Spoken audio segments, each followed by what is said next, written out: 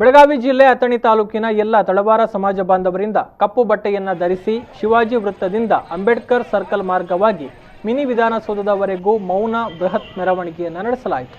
ತಳವಾರ ಸಮಾಜದ ಮುಖಂಡ ಪ್ರಕಾಶ್ ಕೋಳಿ ಮಾತನಾಡಿ, ತಳವಾರ ಮತ್ತು ಪರಿವಾರ ಸಮಾಜವನ್ನು ಪರಿಶಿಷ್ಟ ಪಂಗಡಕ್ಕೆ ಸೇರಿಸಿ ಕೇಂದ್ರ ಸರ್ಕಾರ ಗೆಜೆಟ್ ಹೊರಡಿಸಿತ್ತು. ಕೇಂದ್ರ ಸರ್ಕಾರದ ಗೆಜೆಟ್ ಅನ್ನು ಶಿಫಾರಸು ಮಾಡುವಲ್ಲಿ ರಾಜ್ಯ ಸರ್ಕಾರ ಹಿಂದೇಟು ಹಾಕ್ತಾ ಇದೆ.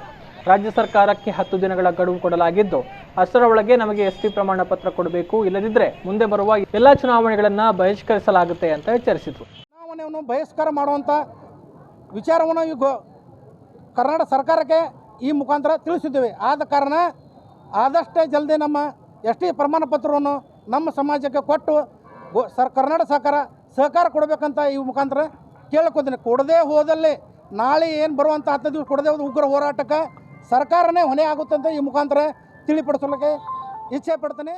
ತಳವಾರ ಸಮಾಜದ ಮುಖಂಡರು ಮತ್ತು ನ್ಯಾಯವಾದಿಗಳಾದ ಅಶೋಕ ಗುಳಗಾವಿ ಮಾತನಾಡಿ, ಒಂದು ವೇಳೆ 10 ದಿನಗಳ ಒಳಗೆ ಸರ್ಕಾರ ನಮಗೆ ಎಸ್ಟಿ ಪ್ರಮಾಣ ಪತ್ರ ಕೊಡದಿದ್ದರೆ ಉಗ್ರ ಹೋರಾಟದ ಜೊತೆಗೆ ತಾಲೂಕಿನ ಎಲ್ಲ ಕಚೇರಿಗಳಿಗೆ ಬೀಗ ಜಡಿದು ಪ್ರತಿಭಟನೆಯ ಜೊತೆಗೆ ಮುಂಬರುವ ಚುನಾವಣೆಗಳನ್ನು ಬಹಿಷ್ಕರಿಸುತ್ತೇವೆ ಅಂತ ಹೇಳಿದರು.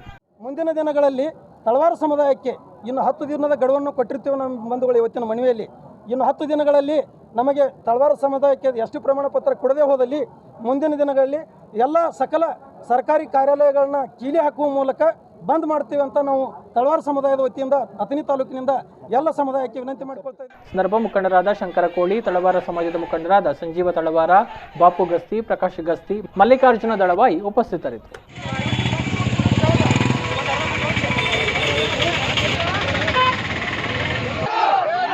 ಸರ್ಕಾರಕ್ಕೆ